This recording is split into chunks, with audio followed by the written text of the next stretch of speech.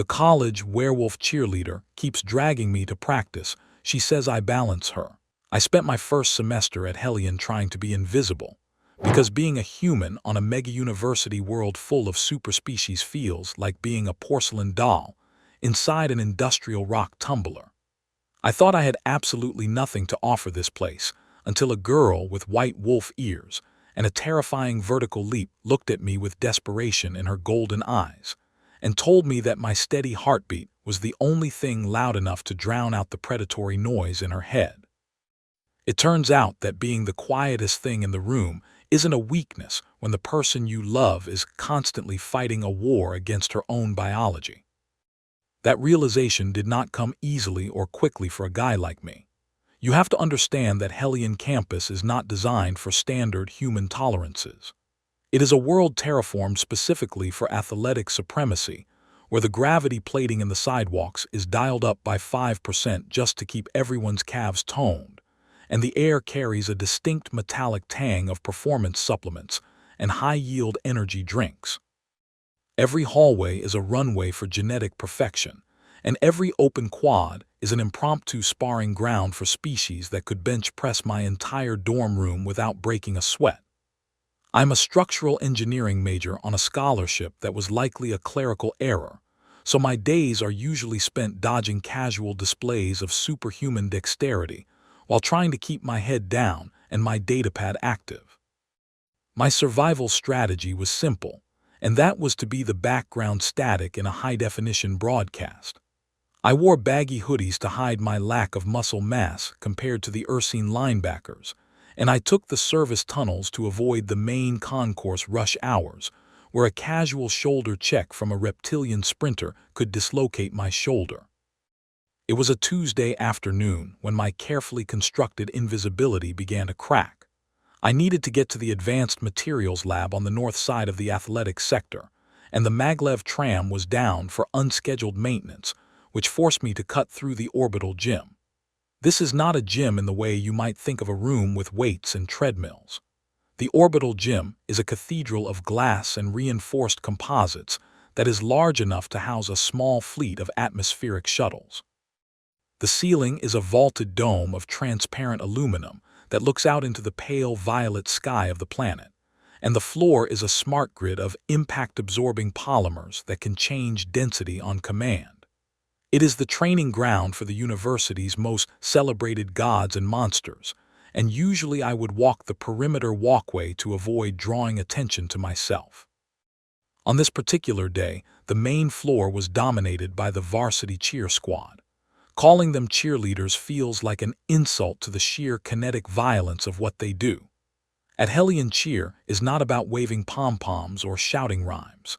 It is an aerial combat simulation choreographed to music, where the flyers are launched into the upper atmosphere of the dome to perform maneuvers that would make a fighter pilot blackout.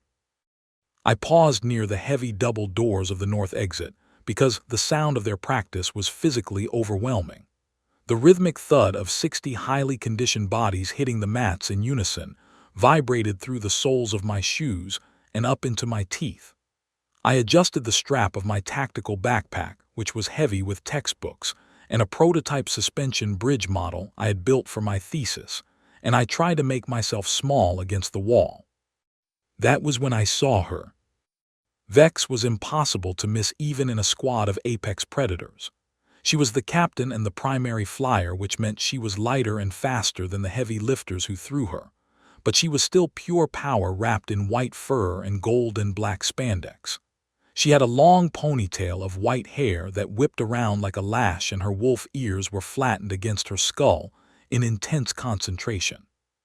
She was shouting orders that cut through the noise of the arena with terrifying clarity, and I watched as she berated a massive Minotaur base for being 2 milliseconds slow on the catch release.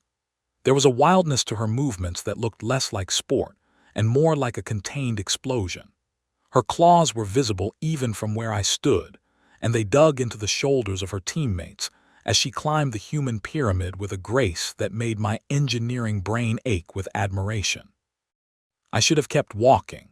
I should have pushed through the doors and gone to my lab where the variables were controlled and the only stress was a complex integral equation. but I stood there frozen by the spectacle of it. They were setting up for a maneuver I had heard rumors about called the orbital drop. It required the three strongest bases to launch the flyer nearly 40 feet into the air, where she would perform a triple corkscrew rotation before plummeting back down to be caught mere inches from the floor. It was a stunt that had been banned in 3 sectors for being too dangerous, but on Hellion it was just Tuesday. I watched as the formation tightened. The energy in the room shifted and became razor sharp. I could see the tension in Vex's body from 50 yards away. She was vibrating with adrenaline. Her tail was stiff, and her muscles were coiled so tight they looked like steel cables beneath her fur. She signaled the launch, and the bases heaved upward with a synchronized grunt that sounded like a thunderclap. Vex shot into the air like a missile. It was beautiful for exactly 1.5 seconds. She hit the apex of her climb near the ventilation struts of the ceiling and began the rotation. It was perfect geometric precision. But then something happened. A sudden flicker in the gym's artificial lighting, or perhaps a momentary lapse in the gravity scrubbers, caused one of the bases to stumble just a fraction of an inch. It was a microscopic error, but in a system with that much kinetic energy, a microscopic error is catastrophic. The base shifted his footing, and the formation collapsed. Vex was 30 feet in the air and coming down fast. The bases scrambled to reset their positions, but they were panicked and out of sync. They were looking at each other instead of the sky. I saw the trajectory instantly. My mind is wired for load paths and vectors, and I didn't see a girl falling. I saw a mass of approximately 55 kilograms accelerating at 9.8 meters per second squared on a parabolic arc that would terminate 5 feet to the left of the safety mat. She was going to hit the hardwood floor, and at that speed and angle the impact would shatter her pelvis and likely compress her spine. The entire gym seemed to inhale at once. The silence that followed the collapse was heavier than the noise had been. No one was moving fast enough. The Minotaur was too slow to pivot, and the spotters were on the wrong side of the formation. I didn't make a conscious decision to move. There was no heroic swell of music in my head. There was only the equation and the error and the immediate need to correct it. I dropped my shoulder and let the heavy tactical bag slide down my arm. I grabbed the strap as it fell and swung it with all my strength, using the momentum to propel myself forward. I sprinted. I'm not fast compared to a lichen or a reptilian sprinter, but I had the angle and I had the math.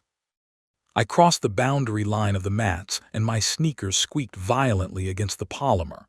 Vex was falling with her back to the ground, and her eyes were wide open.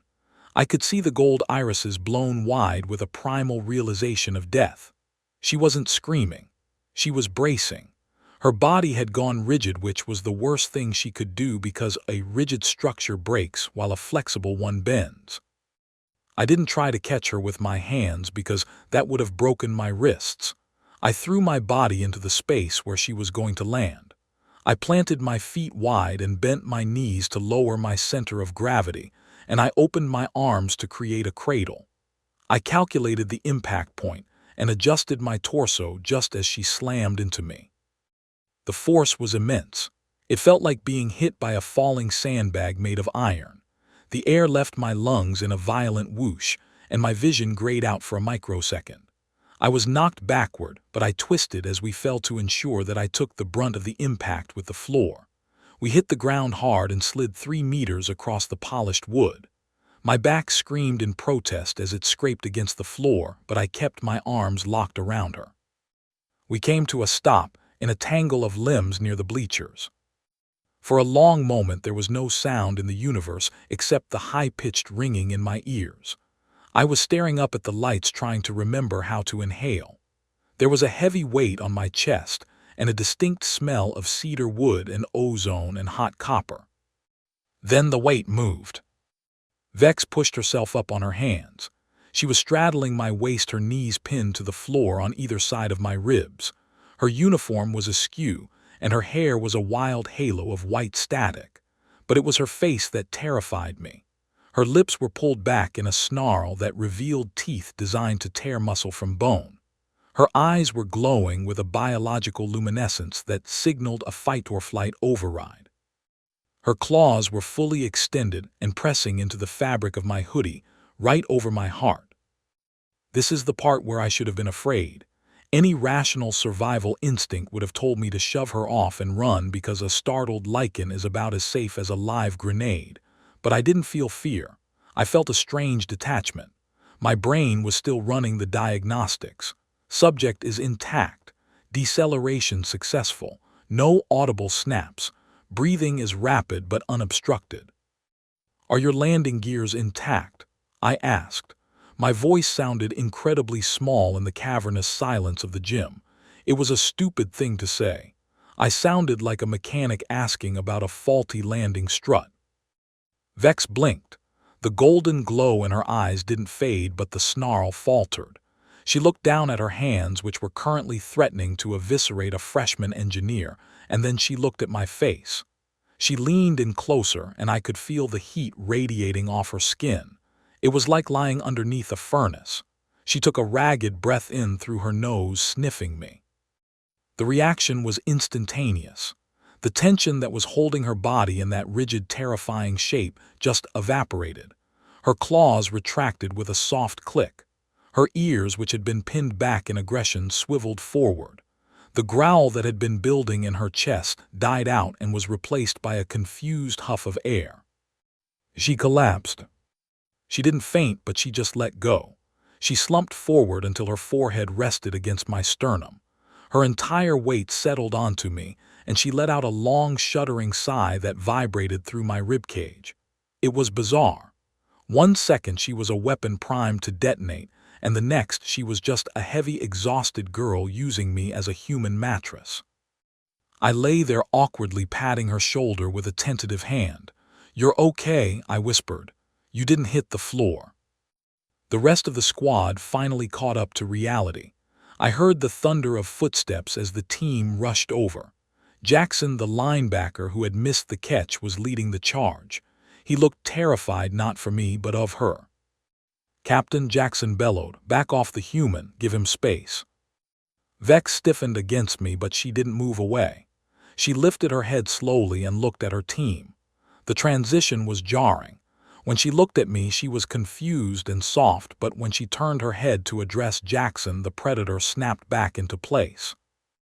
"I'm fine," she snapped. Her voice was rough like gravel tumbling in a mixer. She pushed herself off my chest and stood up on shaky legs. She wobbled for a second, and I instinctively reached out to steady her, grabbing her elbow. Jackson flinched as if he expected her to bite my hand off. Touching the captain without permission was apparently a capital offense in their social hierarchy. But Vex didn't bite me. She looked down at my hand on her arm and then back up at my eyes. There was a question there, a deep burning curiosity that unsettled me more than the teeth had. "You caught me," she said. It wasn't a question, it was an accusation. The trajectory was off, I explained, scrambling to my feet and dusting off my shorts. "Basic physics. You were drifting left. They couldn't have adjusted in time." She stared at me. She was taller than me by 3 inches, and with the ears it felt like a foot. She loomed.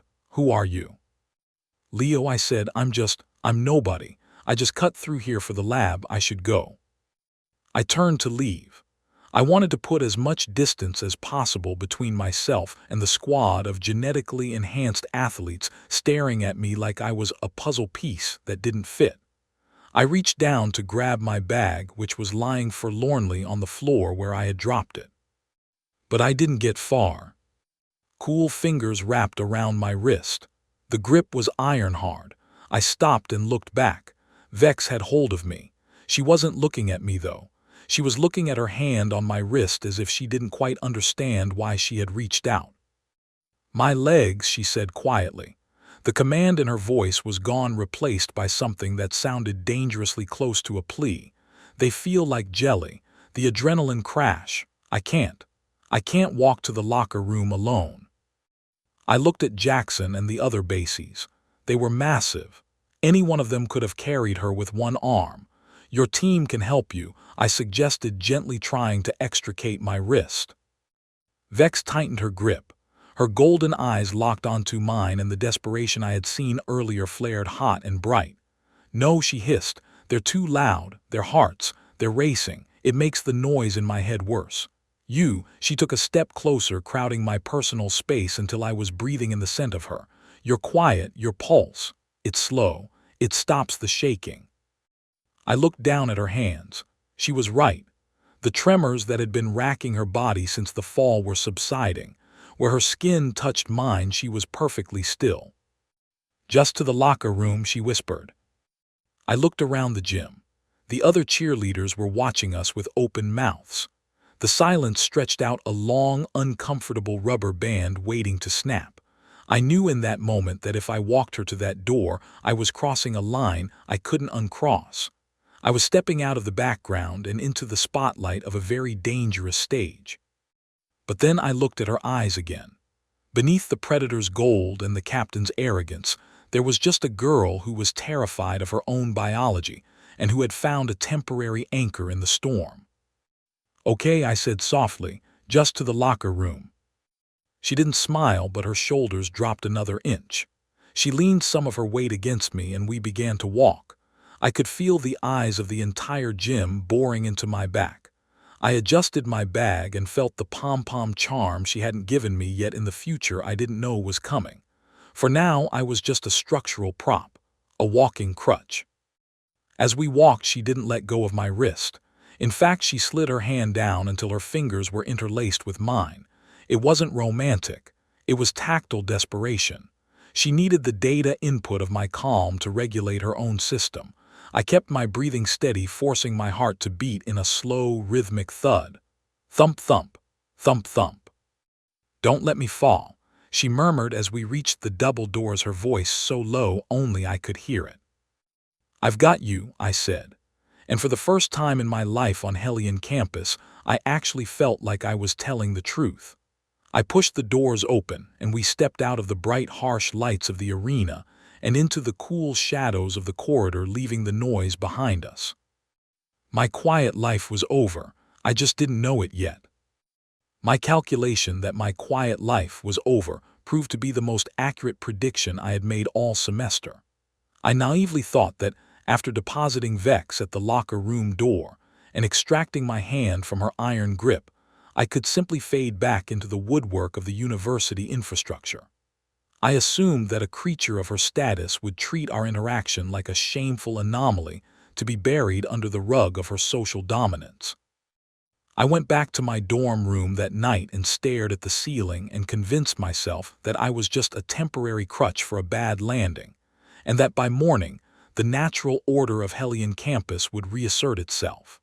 The lions would walk with the lions, and the structural engineers would walk with the shadows, and everything would return to its equilibrium. I was wrong. The disruption of my routine began at exactly 0700 hours the next morning. I was sitting in the back corner of the cafeteria Sector 4, which is usually reserved for the non-combatant species and the exchange students who can't handle the high-protein gruel served in the main hall. I was nursing a cup of synthesized caffeine and reviewing the stress test data for my bridge model when a hush fell over the room. It wasn't the polite silence of a library, but the instinctive silence of a forest when a predator steps onto the path. I didn't look up immediately because I was trying to solve a differential equation regarding tensile strength, but then a shadow fell across my datapad. It wasn't just a shadow, it was an eclipse. I looked up to find Vex standing on the other side of my table. She wasn't in her uniform this time, but the civilian clothes she wore were somehow more intimidating because they made her look like a person rather than a symbol. She wore a heavy flight jacket with the collar turned up and dark leggings that looked like they were woven from ballistic armor. Her white hair was pulled back in a severe knot that exposed the sharp tips of her ears, and her golden eyes were scanning my face with the intensity of a biological scanner. She didn't say hello. She didn't ask if the seat was taken. She simply pulled the metal chair out with a screech that made half the room flinch and sat down directly across from me. She placed a datapad on the table between us and slid it forward with a single manicured claw. The screen was displaying a complex graph of biometric telemetry. I looked at the jagged red lines that spiked and plummeted like a chaotic stock market, and then I looked at the flat green line that dominated the last sector of the timeline. "Explain this," she said. Her voice was low and lacked the growl from the gym, but it had a density to it that vibrated in the water in my cup.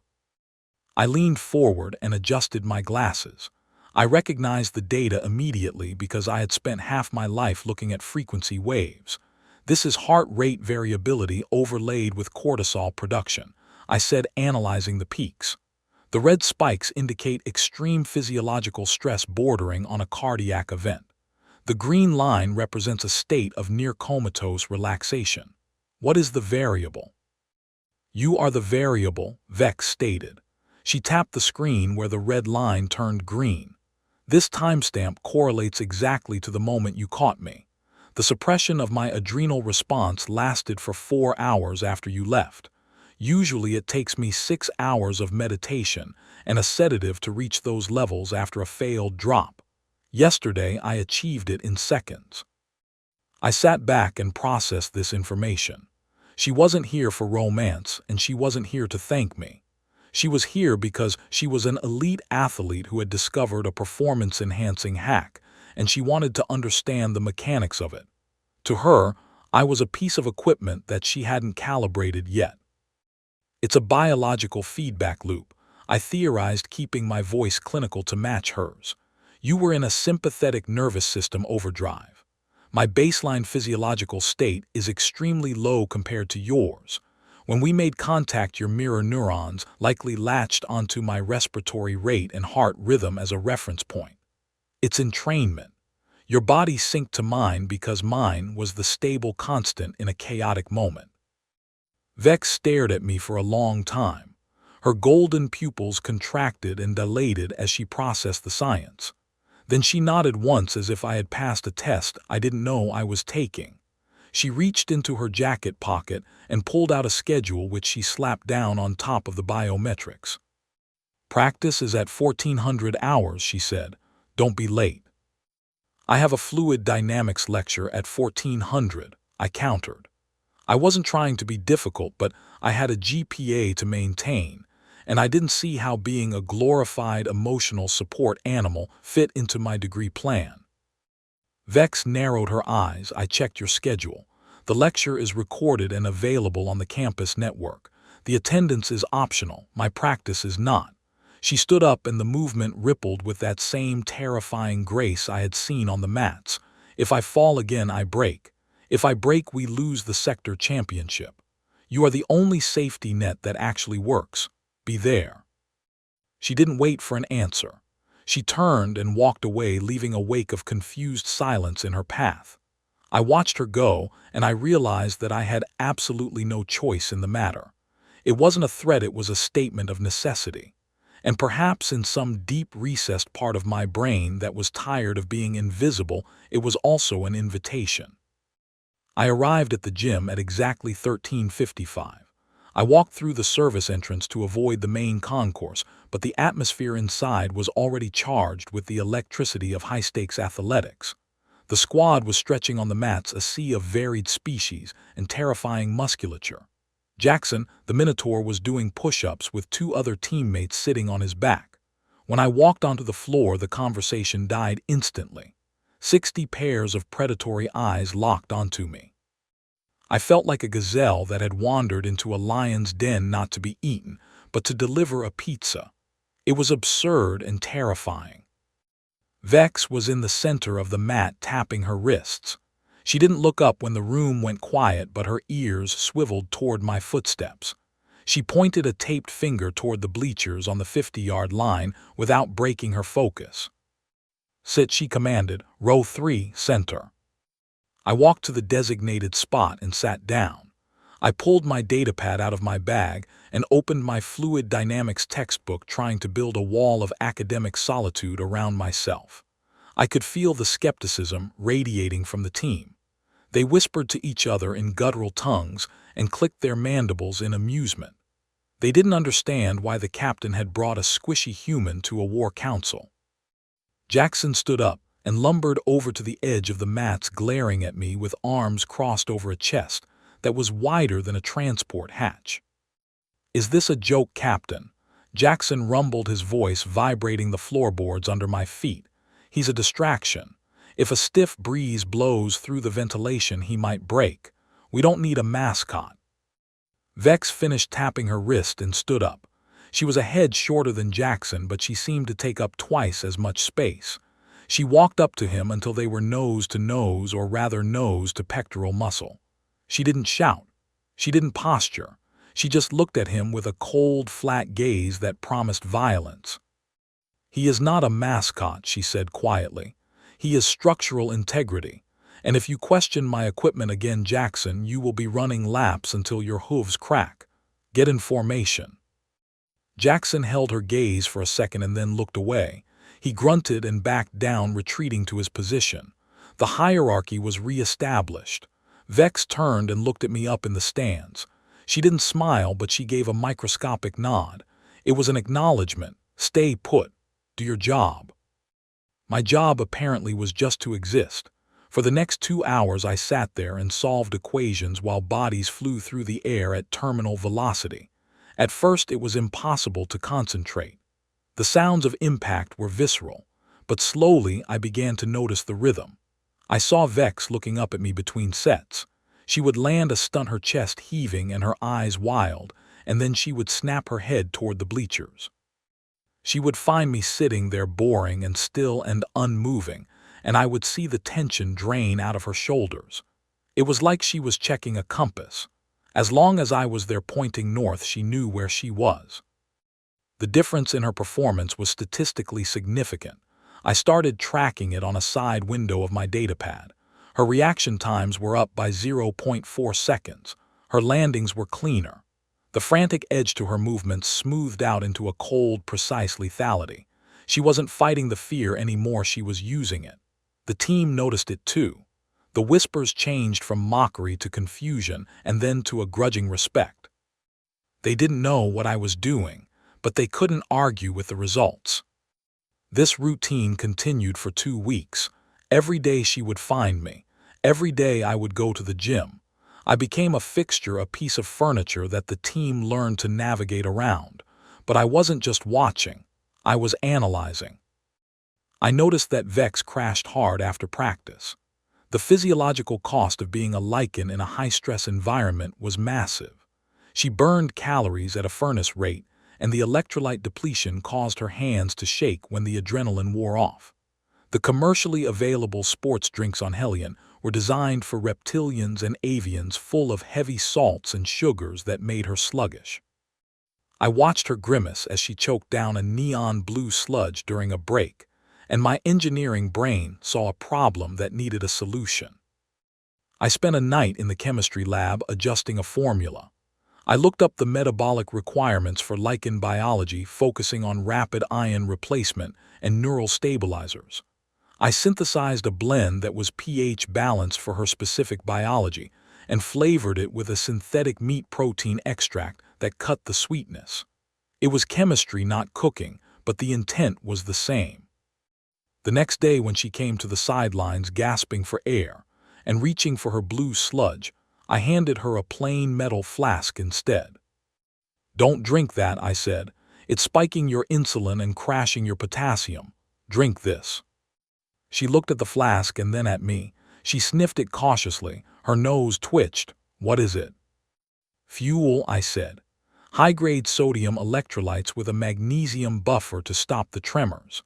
I adjusted the specific gravity to match your blood plasma so it absorbs faster." She took a tentative sip. Her eyes widened. She drank the entire flask in one long swallow and wiped her mouth with the back of her hand. She looked at her hands. They were steady as rocks. She looked at me with a new expression. It wasn't just the need for calm anymore. It was surprise. "You made this," she said. "I engineered it," I corrected. "There's a difference." She didn't say thank you.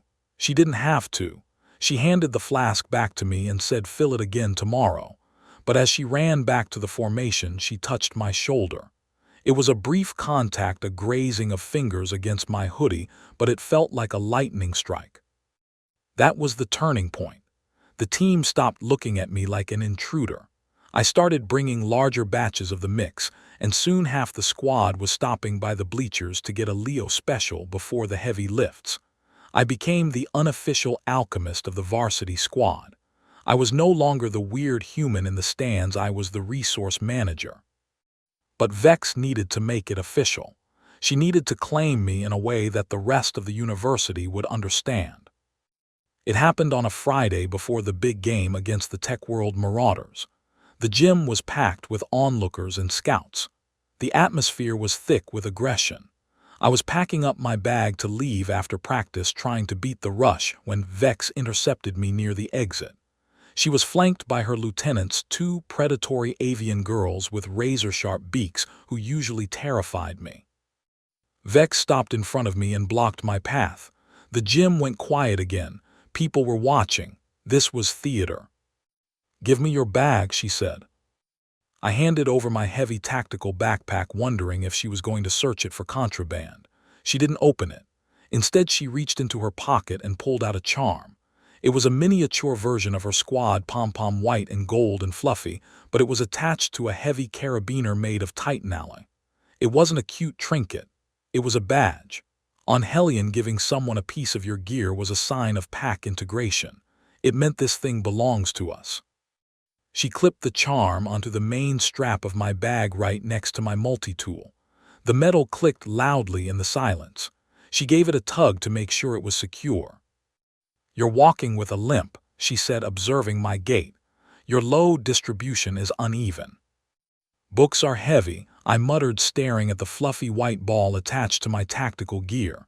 It looked ridiculous. It looked perfect. "We handle heavy things," she said. She looked over her shoulder at Jackson. "Carry his bag." Jackson blinked. The idea of a varsity athlete carrying a freshman's homework was insulting, but he looked at Vex and he looked at the charm on my bag.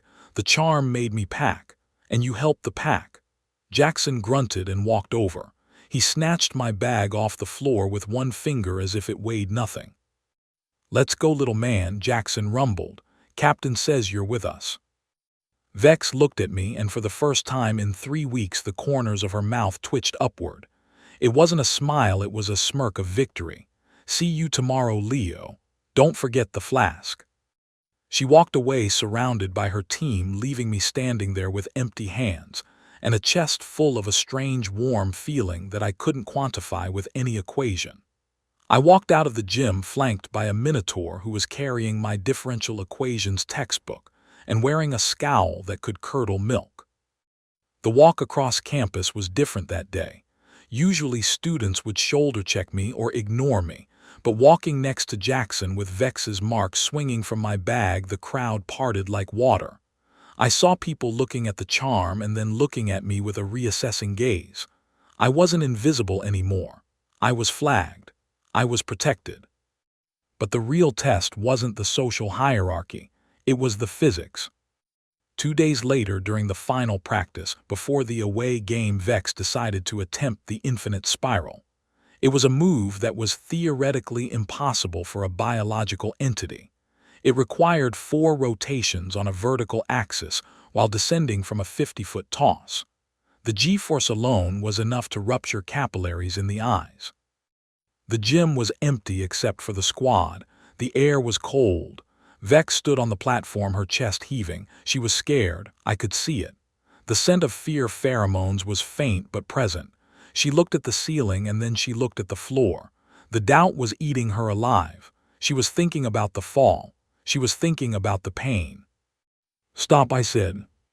I didn't shout it, but in the acoustic perfection of the dome my voice carried. Vex froze. The whole team looked at me. I had never spoken during a set before.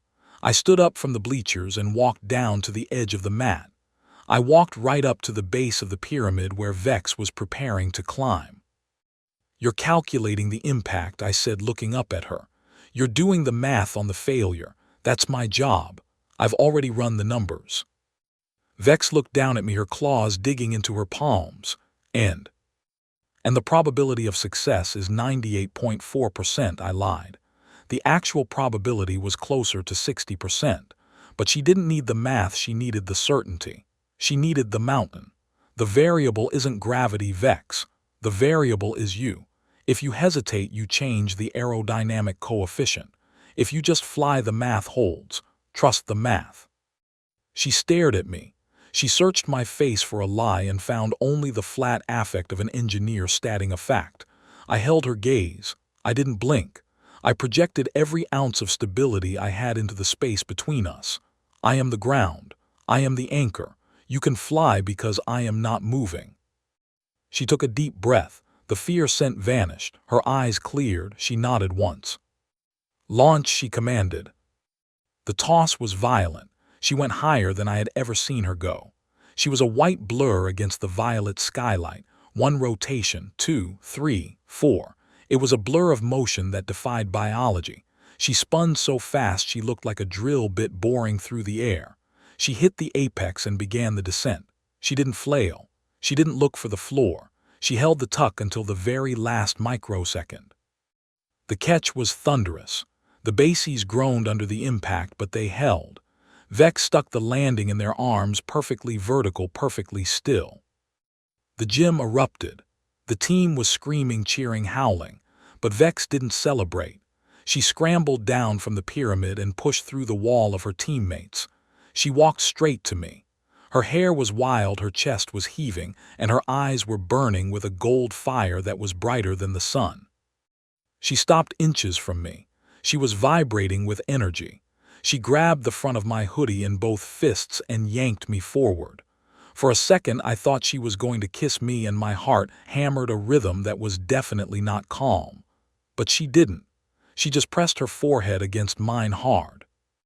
"You lied about the numbers," she whispered fiercely. "I rounded up," I whispered back. She laughed. It was a short, sharp sound like a bark. She pulled back and looked at me, and I saw something in her face that terrified me more than the fall. I saw total, absolute trust. "You balance me," she said. "You keep the noise out." "I'm just doing the math." I deflected, trying to keep my voice steady. "No," she said softly, letting go of my hoodie but leaving her hands resting on my chest. "You're the only thing in this world that doesn't want to eat me or fight me or beat me. You're just here. Don't stop being here, Leo." "I'm not going anywhere," I promised. And as I stood there on the mat surrounded by sweat and monsters and glory, I realized that for the first time in my life I wasn't just observing the universe. I was holding it together. The pom-pom charm on my bag clinked against the metal bench as I sat back down, but the sound wasn't ridiculous anymore. It sounded like a bell. It sounded like I belonged. The transition from being a structural engineering student to being the emotional support human for a werewolf cheer squad happened so seamlessly that I barely noticed when my entire reality shifted axis. One moment I was worrying about my midterm exams, and the next I was standing on the loading dock of the orbital transport station, wearing a team jacket that was 3 sizes too big for me, and holding a manifest of luggage that weighed more than I did. We were heading to Othries Prime for the sector semifinals, and the mood was not celebratory. Othries Prime is a high-gravity industrial world known for its dense metallic core and its inhabitants who are mostly species evolved for crushing pressure. For a human, it is like walking underwater while wearing a lead vest, but for the lichens and the minotaurs on the squad it is something far worse. It is a trigger.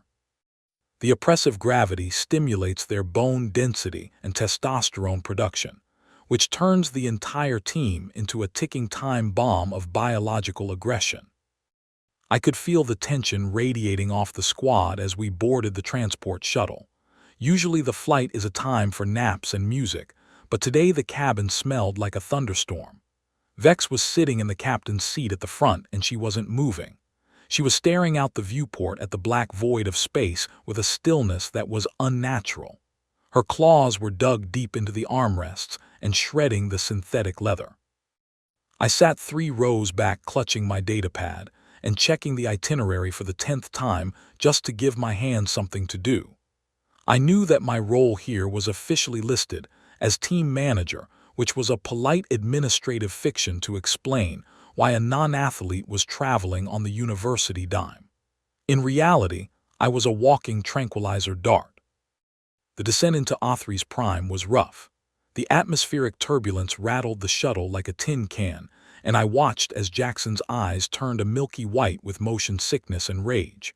When the landing struts finally hit the landing pad, with a bone-jarring thud, the gravity hit us instantly. I stood up to grab my bag and my knees buckled. It felt like someone had sewn lead weights into the lining of my skin. My heart had to work harder just to pump blood to my brain. I took a deep breath, and the air tasted like iron filings and recycled exhaust. Vex was the first one off the ship. She didn't walk down the ramp so much as she stalked. The heavy gravity didn't slow her down, it just made her movements more deliberate. Every step looked like she was trying to puncture the metal grating of the spaceport floor. I scrambled to keep up, struggling with the luggage cart while the rest of the team formed a defensive phalanx around us. That is the other thing about away games. On Hellion they are celebrities. On Othries Prime they are targets.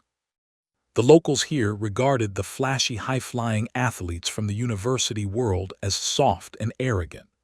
I saw a group of rock-skinned laborers near the cargo bay watching us with glowing red eyes and spitting on the ground as we passed. Vex growled low in her throat. It was a sound that you feel in your stomach rather than hear with your ears. I immediately moved up beside her, abandoning the cart to Jackson, who grabbed it without looking. I brushed my arm against hers. The contact was brief, but I felt the static charge coming off her fur. Eyes forward, I murmured, using the same tone I used when I was calibrating a sensitive laser array. Ignore the variables. Focus on the path. She didn't look at me, but her ear swiveled toward my voice. The growl cut off. She took a sharp breath and centered herself. We made it to the maglev train without incident, but I knew this was just the prelude. The real pressure was building inside her like steam in a sealed boiler. The hotel was a massive, brutalist structure built into the side of a cliff face. Everything on this planet was over-engineered to withstand the crushing weight of the atmosphere. The walls were 3 feet thick, and the doors were solid steel plates. It felt less like a hotel and more like a bunker. We checked in, and the team dispersed to their rooms with strict orders to stay inside until the mandatory team meal at 1800 hours. I was assigned a room adjacent to Vex's suite, ostensibly to help with logistics, but really to act as a firewall between her and the world. I spent the first hour unpacking the medical kits and setting up the portable hydration station I had designed. The heavier gravity meant they would dehydrate twice as fast, and their electrolyte balance would be critical. I was mixing a batch of the Leo Special when I heard the crash. It sounded like furniture being thrown through a wall. I dropped the mixing spoon and ran into the hallway. The noise was coming from Vex's room. I didn't hesitate. I keyed in the override code she had given me, and the heavy steel door slid open with a hiss. The room was a wreck. The heavy bolted-down furniture had been ripped from the floor. The mattress was shredded. Vex was standing in the center of the chaos, packing in a tight circle. She wasn't wearing her team jacket anymore. She was in a sports bra and compression shorts, and I could see the muscles in her back writhing under her skin as if something was trying to break out. Her fur was standing on end, making her look twice her size. She was panting, breaths coming in ragged gasps that sounded like tearing fabric. Jackson was there too, standing by the window with his hands raised. He looked terrified. For a creature who could tackle a transport vehicle, seeing him cower was deeply unsettling. "Calm down, Captain," Jackson shouted, his voice booming in the small space. "You need to snap out of it, fight it." That was the wrong thing to say. You don't tell a storm to fight itself. Vex whipped around and snarled at him. Her face was changing. The muzzle was elongating and her teeth were fully extended. This wasn't just stress. This was a pre-shift panic attack. The gravity and the hostility of the planet were tricking her biology into thinking she was in a life-or-death combat scenario. Her body was trying to transform into her war form to survive. "Get out," she roared at Jackson. It wasn't a human voice. It was a distortion of vocal cords that were reshaping themselves. Jackson looked at me as I stepped into the room. "She's shifting," he warned, backing toward the door. "It's too early. If she shifts now, she'll burn out before the competition. She'll tear this room apart." "Leave," I said. My voice wasn't loud. It was flat. It was the voice of a man reading a user manual. Jackson hesitated, looking between the monster in the middle of the room and the fragile human standing in the doorway. "Leo, she's dangerous right now. She doesn't know who you are." "She knows," I said. "Go." Jackson swallowed hard and slipped past me into the hall. I hit the door panel, and the steel slab slid shut, locking us in. Vex stopped packing. She turned her head slowly toward the sound of the door closing. Her eyes were pure gold, now no white visible at all. She looked at me, and I saw zero recognition. I saw a predator assessing a prey animal. She lowered her head and took a step toward me. Her claws clicked against the metal floor. My heart hammered against my ribs like a trapped bird, but I forced my breathing to remain slow. I didn't back away. I didn't raise my hands in surrender. I just stood there with my hands at my sides, open and empty. I looked at the structural beam running across the ceiling directly above her head. "The load-bearing capacity of this room is insufficient for dynamic stress," I said. Vex paused. Her ear flicked. The words meant nothing to a wolf, but the cadence was familiar. "The localized gravity is 1.4 gs. I continued, keeping my rhythm perfectly steady. "That increases the tensile load on the skeletal structure by 40%. You feel heavy because you are heavy. It is just physics. It is not a threat. It is just mass times acceleration." She took another step. She was 3 feet away. I could smell the ozone coming off her skin. I could see the pulse fluttering wildly in her throat. She growled again, a low, rumbling warning that vibrated in my shoes. I didn't flinch. I took a step toward her. "The arch is the strongest shape in nature," I said, stepping into her personal space. "It distributes weight outward and downward. It turns pressure into stability. You are under pressure, Vex, but you don't have to break. You just have to distribute the load." I was close enough to touch her now. She towered over me. She was trembling so violently that her teeth were chattering. She raised a hand, her claws hooked and ready to strike. It was a reflex. She was expecting me to attack, so she was preparing to defend. I didn't attack. I sat down. I sat right there on the floor in front of her amidst the ruin of the furniture. I crossed my legs and rested my hands on my knees. I looked up at her, exposing my throat. It was the most dangerous thing I could possibly do, and the only thing that would work. I removed myself as a threat. I became a static object. I became the floor. "Sit down," I said softly. "The floor is reinforced concrete. It will hold you." Vex stared down at me. Her chest heaved. The biological imperative to fight was crashing against the lack of an enemy. She looked around the room for something to kill, but there was only me, and I was talking about concrete. She let out a whimper. It was a high, thin sound that broke my heart. The war form receded slightly. Her muzzle shortened. She dropped to her knees, not gracefully but collapsing under the weight of her own exhaustion. She landed in front of me, her hands bracing against the floor. She was still shaking. I reached out slowly, letting her see my hand every inch of the way. I placed my palm flat against the center of her chest, right over her sternum. Her heart was beating so fast it felt like a vibration rather than a rhythm. "Match me," I whispered. I took a deep, exaggerated breath in through my nose, counting to 4 in my head. I held it for 4. I released it for 4. Vex stared at my chest, watching it rise and fall. She blinked, and the gold in her eyes receded just a fraction, revealing the terrified girl underneath. She tried to take a breath, but it hitched in her throat. Again I coached. "In for 4, hold for 4, out for 4, look at me, just look at me. I'm not moving." She locked eyes with me. We sat there on the floor of a destroyed hotel room on a hostile planet, breathing in unison. Slowly, painfully, the monster retreated. Her claws retracted. Her fur smoothed down. The red flush faded from her skin. Her heart rate under my hand began to slow down, decoupling from the panic and syncing with mine. She slumped forward until her forehead rested on my shoulder. Her arms came up and wrapped around me, squeezing tight enough to bruise, but not enough to break.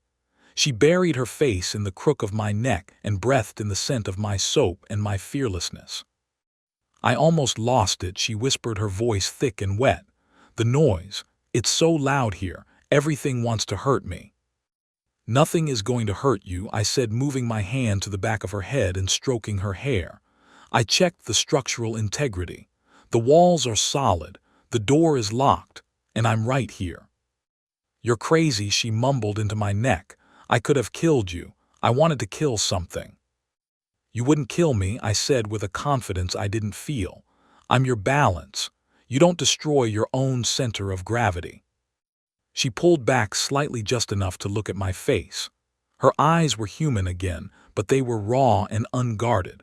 She looked at me with a mixture of awe and confusion, as if she was trying to solve a puzzle that had no edges. Why aren't you afraid? She asked. Everyone is afraid of me. Jackson is afraid of me. My own mother is afraid of me when I get like this. Why aren't you? I thought about it. I thought about the first time I saw her fall. I thought about the way she looked at me when she realized I hadn't let her drop. Because I know how the machine works, I said quietly. You aren't a monster, Vex. You're just a high-performance engine running hot. You don't need fear. You need coolant. You need a governor. That's what I am. I'm just the regulator. She shook her head slowly. No, she said, you're not a part of the machine, Leo. You're the pilot. The words hung in the air between us, heavy and significant. She wasn't just saying I helped her. She was saying I guided her. She was giving me control. For a Lycan Alpha to cede control is almost unheard of. It was an intimacy deeper than anything physical. It was a surrender. She leaned her forehead against mine again. Stay, she commanded. Don't leave the room tonight. If you leave, the noise comes back.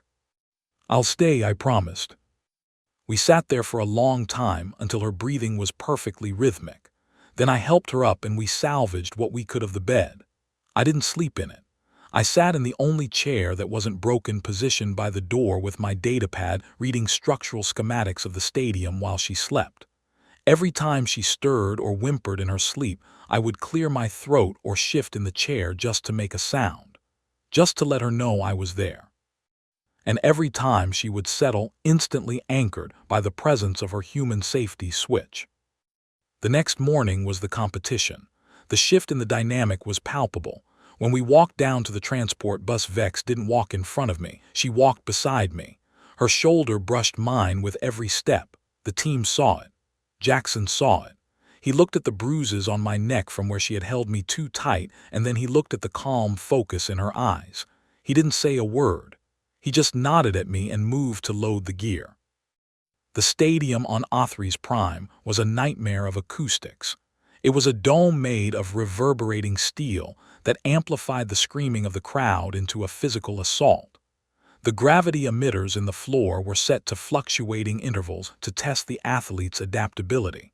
It was a cruel arena designed to break the weak. But Vex didn't break. She was terrifyingly calm. While the other teams were packing and psyching themselves up with chants and aggression, Vex stood perfectly still near the bench. She had her eyes closed and one hand resting on my shoulder. I was reading her the atmospheric pressure readings from my datapad in a low, monotone voice. To anyone else it would have been boring. To her, it was a meditation. When they called Hellion University to the floor, she squeezed my shoulder once and opened her eyes. They were clear. They were sharp. "Watch me," she said. "Always," I replied. The performance was flawless. It wasn't the frantic, explosive power she usually relied on. It was controlled. It was precise. She moved through the heavy gravity like it was water flowing around obstacles rather than fighting them. The arch theory I had babbled about during her panic attack seemed to have stuck. She used the pressure of the gravity to ground her bases, and then used the rebound to launch herself higher than anyone else. During the final pyramid sequence, the crowd was screaming so loud the floor shook. The Othries team had tried to intimidate us by stomping their feet, creating a rhythmic earthquake. Vex was at the very top of the formation, 3 tiers high. She locked eyes with me on the sidelines. I gave her the signal, a single tapped finger against my chest over my heart. Steady. She smiled. It was the first time I had ever seen her smile during a routine. It wasn't a predator's snarl. It was a genuine expression of joy. She hit the dismount, spinning through the heavy air, and landed with a grace that silenced the hostile crowd. We won. It wasn't even close. The judges cited unprecedented control and synchronization as the deciding factor. The locker room celebration was chaotic. Champagne and energy drinks were flying everywhere, but Vex pulled me out of the fray. She dragged me into the equipment storage closet and kicked the door shut. The adrenaline of the win was coursing through her, but this time it wasn't fear. It was triumph. She looked at me, her face flushed and her eyes bright. "We did it," she said. "You did it," I corrected. "I just held the clipboard." She grabbed my team jacket by the lapels and pulled me down to her level. "Stop doing that," she said fiercely. "Stop pretending you aren't the reason I'm standing here. I know what I am, Leo. I know what happens to flyers who can't turn it off. They burn out. They get hurt. They get cut. You saved me, last night and today." She didn't wait for me to argue. She leaned in and pressed her cheek against mine. It was a gesture of affection that I had seen lichens use with their mates and their cubs. It was a scent marking. She was rubbing her scent on me and taking mine on her. "You are essential personnel," she whispered in my ear. "You are not allowed to transfer. You are not allowed to quit. You belong to the squad. You belong to me." My heart did a flip that had nothing to do with gravity. I stood there in the dark closet, holding the most powerful creature I had ever met, and realizing that she was terrified of losing me. "I'm not going anywhere," I said, repeating the promise I made the night before. She pulled back and looked at me. "Good, because next week is the Galactic Championship on home turf, and I have a feeling we're going to need more than just breathing exercises." She was right, of course. We had survived the away game. We had survived the gravity. But as we walked out of the stadium and back to the ship, I caught Jackson looking at a news feed on his datapad. His face was grim. He showed the screen to Vex, and I saw her expression darken instantly. The rival team from the Cybertech Institute had just arrived on Hellion early, and they weren't just bringing athletes. They were bringing tech, jammers, gravity distorters, things that could make a girl fall even if she did everything right. Vex looked at the screen and then at me. The fear didn't come back, but the protective instinct did. She moved closer to me, placing her body between me and the world. "Let them come," she said softly. "I have an engineer." And for the first time, I didn't feel like a fraud. I felt like a weapon, a quiet, boring, stable weapon, and I was ready to be deployed. The return to Hellion campus should have been a victory lap, but instead it felt like walking into a quarantine zone where the contagion was paranoia. The news of our win on Othries Prime had beaten us home, but so had the Cybertech Institute. Their transport ship was docked in the primary orbital cradle, and it cast a long, jagged shadow over the athletic sector that seemed to darken the very mood of the university. Unlike the organic curves of the Hellion shuttles, the Cybertech vessel was a brutalist slab of matte black composite and exposed wiring that looked less like a vehicle and more like a weapon that had been deactivated specifically to intimidate the locals. I stood on the tarmac watching Vex stare at that ship, and for the first time since I had met her, I didn't see the fire of competition in her eyes. I saw the cold calculation of a soldier assessing a minefield. The atmosphere on campus had shifted from the usual boisterous rivalry to a tense electric silence. The Cybertech athletes were already integrating into the local ecosystem, and they were terrifying in a completely different way than the lichens or the minotaurs. They were heavily augmented cyborgs who had traded biology for efficiency. I saw them in the cafeteria processing nutrient pastes through intake ports, and I saw them on the quad calibrating their limb actuators with laser precision. They didn't sweat. They didn't laugh. They didn't have packs or social hierarchies. They were a hive mind of synchronized data, and to a team like ours which ran on emotion and instinct, they were the ultimate predator because you cannot intimidate a machine. Vex responded to this threat the only way she knew how, which was to push the physical limits of her body until they broke. She called for double sessions starting at 400 hours and running until the gym lights automatically dimmed for the night cycle. The rest of the squad was exhausted, their fur losing its sheen and their eyes dull with fatigue, but they followed her because she was the captain, and because they could smell the threat in the air just as clearly as she could. I was there for every minute of it, sitting in my usual spot on the bleachers, which had now become a makeshift command center cluttered with hydration formulas and biometric scanners. My role had evolved from emotional anchor to systems analyst. I wasn't just watching Vex anymore, I was monitoring the entire environment, because I knew that cybertech didn't play by the rules of flesh and blood.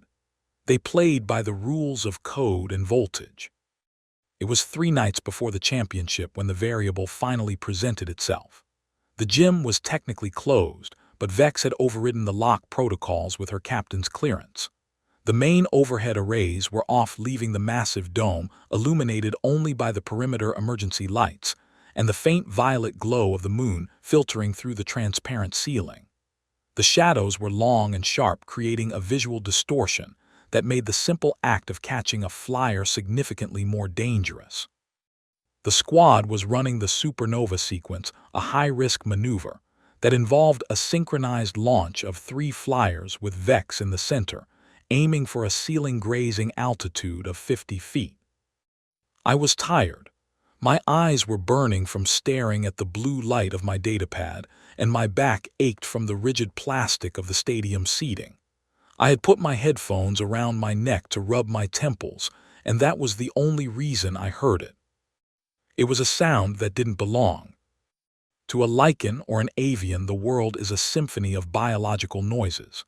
They hear heartbeats and breathing, and the friction of skin against synthetic fabric. Their ears are tuned by millions of years of evolution to detect the snap of a twig or the rustle of prey in the grass. But they tune out the hum of the civilized world. To them, the buzz of the air recyclers and the thrum of the gravity plating is just white noise background static that their brains delete to focus on the hunt. But I am an engineer. I have spent my entire life listening to the song of machines. I know what a capacitor sounds like when it is charging, and I know the specific harmonic frequency of a gravity emitter when it is maintaining a stable 1G field. This sound was wrong. It was a high-pitched whine barely audible on the edge of human hearing, like a mosquito made of copper wire. It wasn't a steady hum. It was oscillating. It was climbing in pitch, syncing perfectly with the rhythmic stomping of the cheer squad's cadence. I stood up slowly, trying not to draw attention to myself. I looked down at the floor. The gym floor at Hellion is a marvel of engineering, a grid of magnetic suspension plates that provide shock absorption. It is supposed to be a passive system. It reacts to impact. It does not generate force. But the sound I was hearing was the sound of active generation.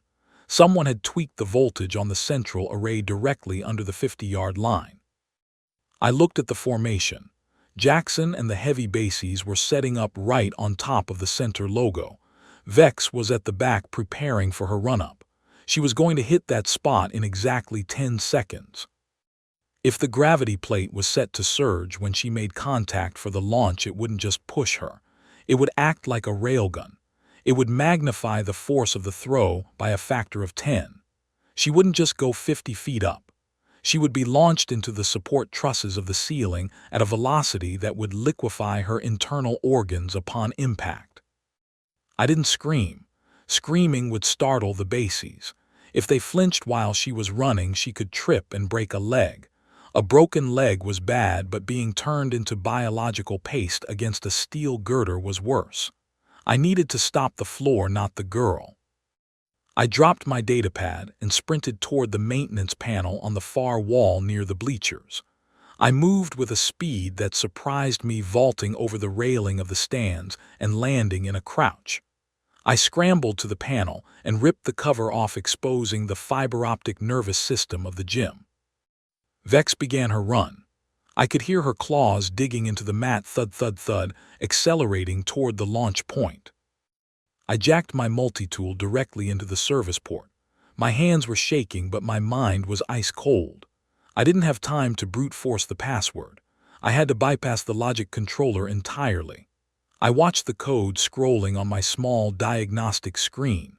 It was cybertech encryption, complex and nasty, designed to look like a system error, so that after the accident the logs would just show a malfunction.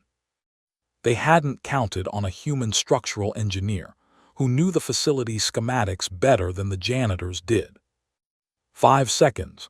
Vex hit the transition point, leaping into Jackson's hands. I found the surge command. It was buried in a subroutine linked to the pressure sensors.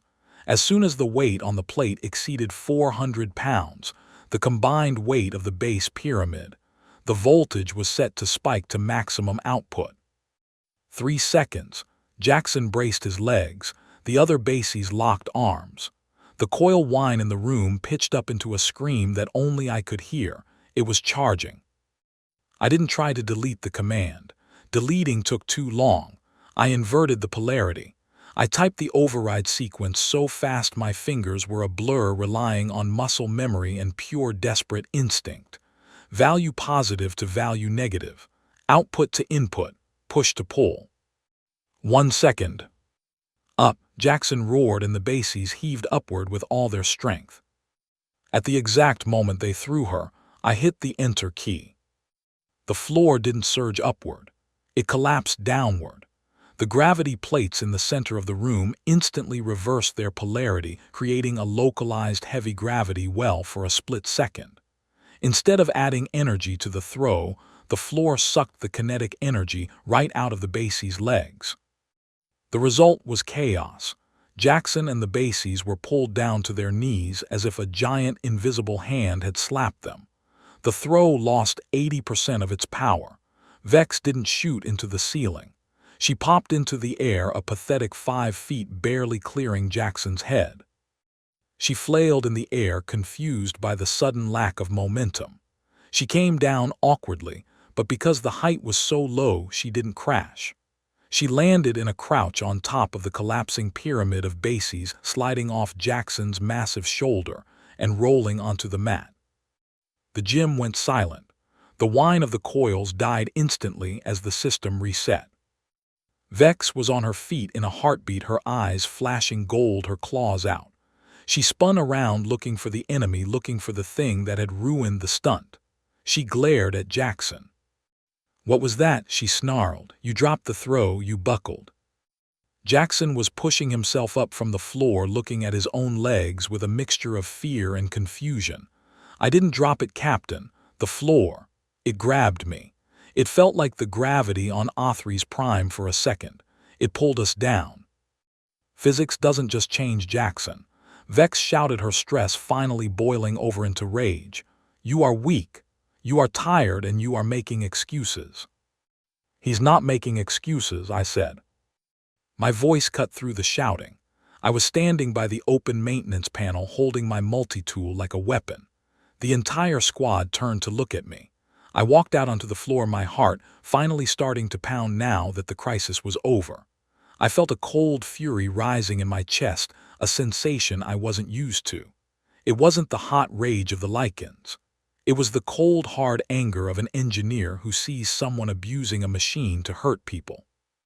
"He didn't buckle," I said, walking straight to the center of the mat where the logo was painted. The floor was rigged. Someone planted a gravity surge command in the load sensors.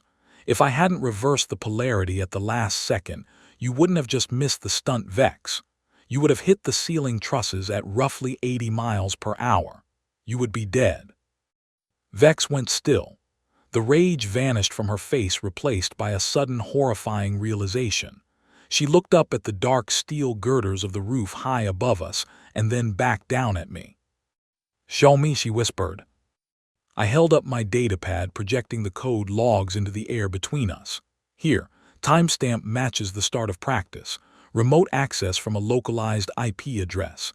It's a cybertech signature masked as a maintenance protocol. And here, I pointed to the jagged red line on the graph. This is the power output. It was set to discharge a Class 4 kinetic pulse. That's enough force to launch a shuttle, not a cheerleader.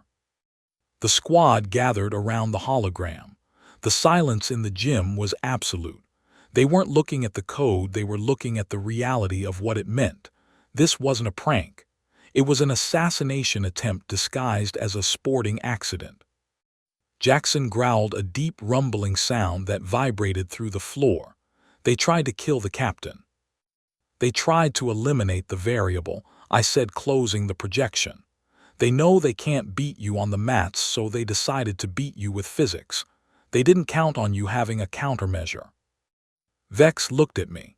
Her eyes were wide, searching my face. She walked over to me, stepping into my personal space with a deliberate slowness. She reached out and took the multi-tool from my hand, looking at it as if it were a holy relic, and then she looked at the open panel on the wall. "You heard it," she said, "with all our senses, with all our evolution. None of us heard it, but you did." "It was a coil whine," I said, shrugging as if it were nothing. 15 kilohertz. It's annoying." She didn't smile. She reached out and grabbed the front of my shirt, pulling me close. But this wasn't like the other times. She didn't rest her head on me. She looked me in the eye, holding my gaze with a fierce intensity. "You are not just a mascot, Leo," she said, her voice ringing clear in the empty gym. "And you are not just a balance. You are the guardian of this pack. You saw the trap and you disarmed it. You saved the pack." She turned to the team, still holding onto me. "From this moment on, Leo has alpha clearance. If he says stop, you stop. If he says move, you move. If he tells you the floor is lava, you assume he has calculated the thermodynamics and you fly. Understood?" "Understood." The squad roared in unison, a sound that shook the walls. Jackson slammed his fist against his chest in a salute that was usually reserved for war chiefs. Vex turned back to me. "Can you trace the signal?" "I already did," I said. "It originated from the guest dorms, room 402, the cybertech captain's suite." Vex's eyes narrowed into slits. "Good. Then we know exactly where to send the message." "No," I said firmly. "If you go there and tear his door down, you get disqualified. That's what they want. They want you to lose control. They want the monster." "So what do?" she demanded, her claws flexing. "Let them get away with it." "No," I said. "We beat them. We beat them so badly that their tech doesn't matter. And we let them know that we know. I'm going to send a packet to their captain's personal server right now. Just the logs. Just the code of me revering their trap. Let them know that their best hack was beaten by a freshman with a multi-tool. Let them be the ones who are afraid." Vex looked at me for a long moment, and then a slow, terrifying grin spread across her face. It was the smile of a wolf who realizes the trap has been sprung on the hunter. "You really are dangerous, aren't you?" she murmured. "I'm just thorough," I said. We finished practice early that night. The mood had changed. The exhaustion was gone, replaced by a cold, focused determination. The squad walked me back to my dorm, not as an escort but as a phalanx. When we reached my building, Vex stopped me at the door. She didn't say goodbye. She unzipped her flight jacket and took it off, draping it over my shoulders. It was heavy, warm, and smelled like cedar and ozone. "Wear it," she commanded. "Tomorrow is the championship. I want everyone to see it. I want them to know who you belong to." I pulled the jacket tighter around me. "See you at 0800, I said. She leaned in and brushed her lips against my cheek. It was barely a touch, a ghost of a kiss, but it burned like a brand. "Thank you," she whispered, "for keeping my feet on the ground." She turned and ran into the night, disappearing into the shadows with her pack. I stood there for a moment, watching her go, wearing the jacket of the most popular girl in the galaxy, feeling the weight of the multi-tool in my pocket. I touched the spot on my cheek where she had kissed me. The Cybertech Institute had brought lasers and gravity disruptors and algorithms to a fight. They thought they were the future. They thought they were superior. But as I walked into my quiet dorm room and sat down at my computer to prepare for the final game, I knew something they didn't. You can engineer a perfect machine, and you can calculate a perfect trajectory. But you cannot engineer the kind of loyalty that makes a 60-pound engineer jump into a gravity well to save a monster. The next day was going to be a war, and for the first time in my life I wasn't planning to hide in the bunker. I was planning to drive the tank. The morning of the Galactic Championship did not dawn with the sun, but rather with the thrumming vibration of 100,000 atmospheric thrusters engaging at once. The orbital lanes above Hellion campus were gridlocked with transport ships from every sector of the coalition, and the sky was a chaotic mosaic of chrome and exhaust trails. I stood in the center of the locker room surrounded by the smell of nervous sweat and high-grade muscle balm, wearing Vex's flight jacket, which was still too big for me, and feeling the weight of the universe pressing down on the roof. The noise outside was a physical force, a dull roar that penetrated the reinforced concrete walls like the approach of a tidal wave. It was the sound of the entire galaxy waiting to see if the wolves of Hellion would fly or if they would fall. Vex was packing. She moved back and forth across the rubberized floor with the kinetic energy of a trapped lightning bolt. She was in her full competition uniform, a sleek armored bodysuit of white and gold that looked less like sportswear and more like a ceremonial warplate. Her hair was braided tight against her skull to prevent drag, and her face was painted with the traditional clan markings of her people's stripes of black ash under her eyes that absorbed the glare of the arena lights. She wasn't growling today. She was silent. It was a terrifying, focused silence that scared the rookies more than her shouting ever did. She stopped in front of me, and the rest of the room seemed to vanish. She reached out and adjusted the collar of the jacket she had given me, pulling it straighter. "Heart rate," she demanded quietly. 62 beats per minute, I replied without looking at my watch. "Blood pressure 110/70. Stress levels within nominal parameters." She inhaled deeply, drawing the scent of my calm into her lungs. Her golden eyes locked onto mine, and for a second I saw the flicker of the girl who had fallen into my arms weeks ago. She was searching for the fear. She expected me to be terrified because any rational biological entity would be terrified. We were about to walk into an arena filled with hostile species and perform stunts that defied the laws of physics while a team of cyborgs waited to dismantle us. But I wasn't afraid. I had checked the math. I had reinforced the variables. I was the mountain. "Good," she said. "Keep it there. If you spike, I spike. If I spike, we lose." The tunnel leading to the arena floor was a dark throat that swallowed the light. We lined up in formation, Jackson at the front looking like a siege engine in shoulder pads and Vex right behind him. I walked at the flank holding the datapad that contained our entire strategy. As we walked, we passed the Cybertech team. They were standing in their tunnel, a row of identical monochromatic soldiers. Their captain was a tall cyborg with an ocular implant that glowed a menacing red. He looked at Vex, and then his mechanical eye swiveled to me. He didn't sneer. He paused. He recognized me. He had received the data packet I sent the night before. He knew that I knew how to break his toys. He looked away first.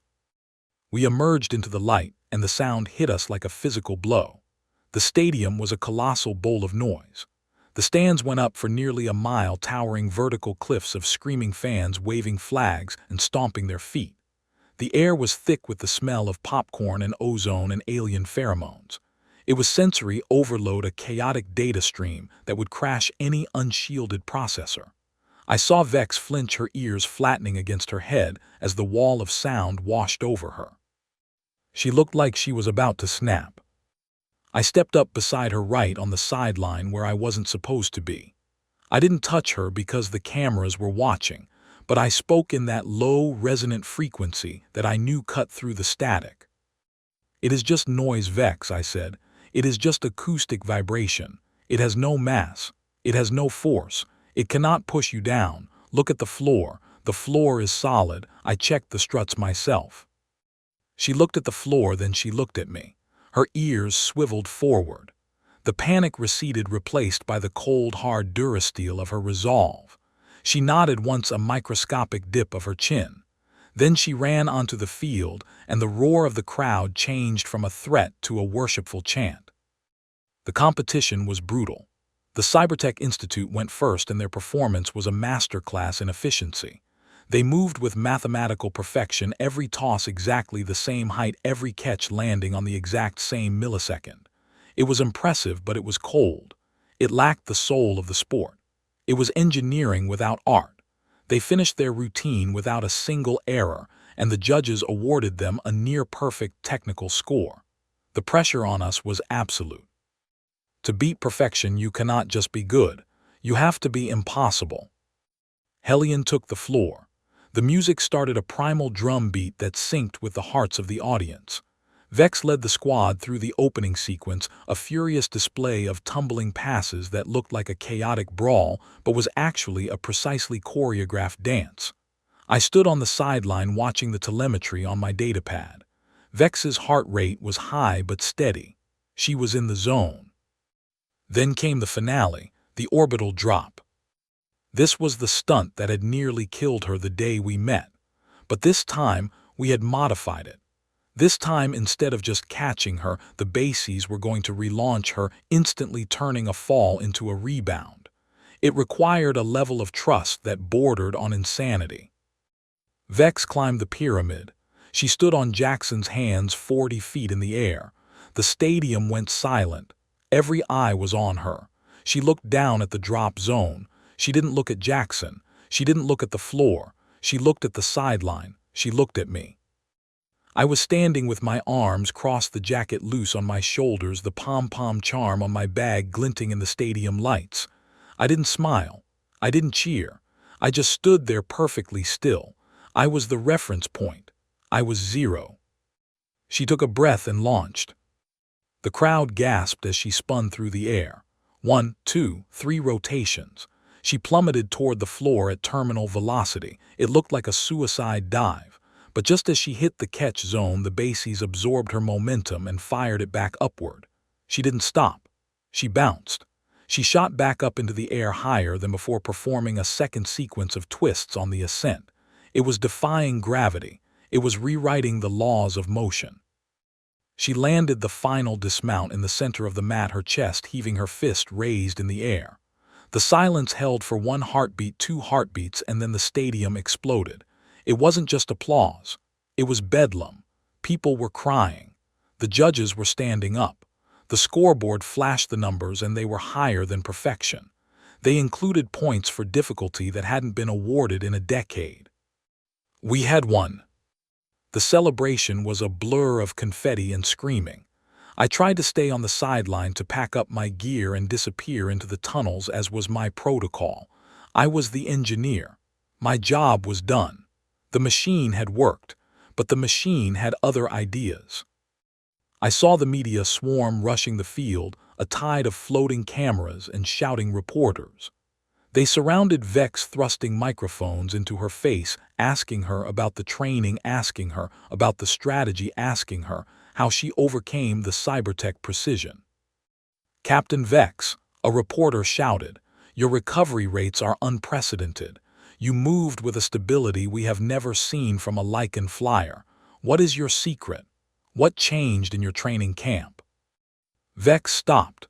She looked at the camera, and then she looked over the heads of the reporters. She scanned the sideline until she found me trying to sneak away toward the exit ramp. Her eyes narrowed. "Excuse me," she said, pushing the microphone aside. She walked through the press corps like an icebreaker moving through a frozen sea. The reporters parted, scrambling to get out of her way. She walked straight across the mats, ignoring the cheering fans, ignoring her team, ignoring everything, until she was standing in front of me.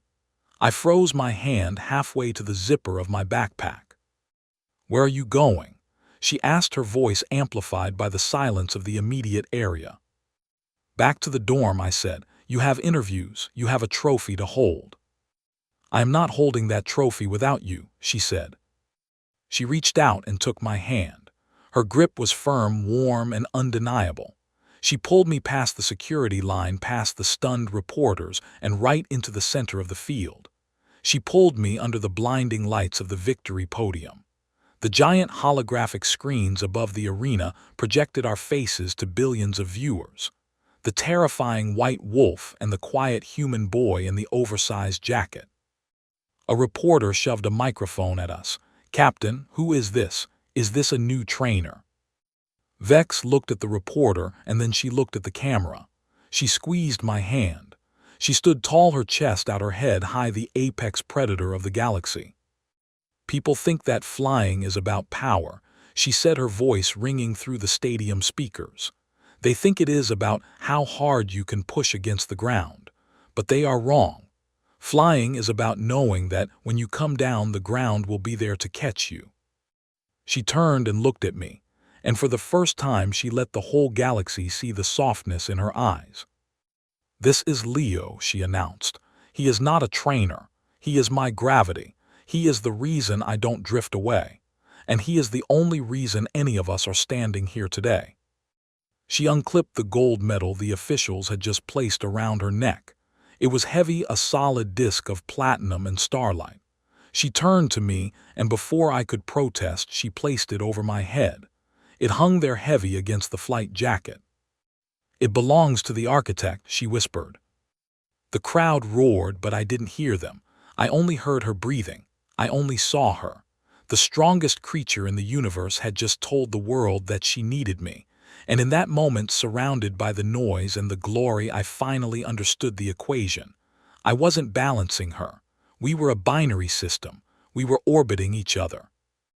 The night ended not with a party, but with silence. The team had gone to the victory gala to drink champagne and howl at the moon, but Vex and I had slipped away. We climbed the service ladder to the roof of the orbital gym, the highest point on campus. The air up here was thin and cold, and the stars of the Hellion system burned with a fierce clarity above us. We sat on the edge of the roof, our legs dangling over the side, looking down at the campus, which was lit up in celebration. I was still wearing the medal. Vex was still wearing her uniform, though she had wiped the war paint from her face. She had a bottle of the cheap electrolyte mix I made her in one hand, and she was sipping it like it was a vintage wine. "You know," she said, breaking the silence, "Jackson asked me if I was going to eat you." "Legitimate question," I said, staring at the horizon. "Given the statistical probability of interspecies predation on this campus." "I told him that I couldn't eat you," she said, shifting closer until her arm was pressed against mine. "Because then I would have to do my own math, and I hate math."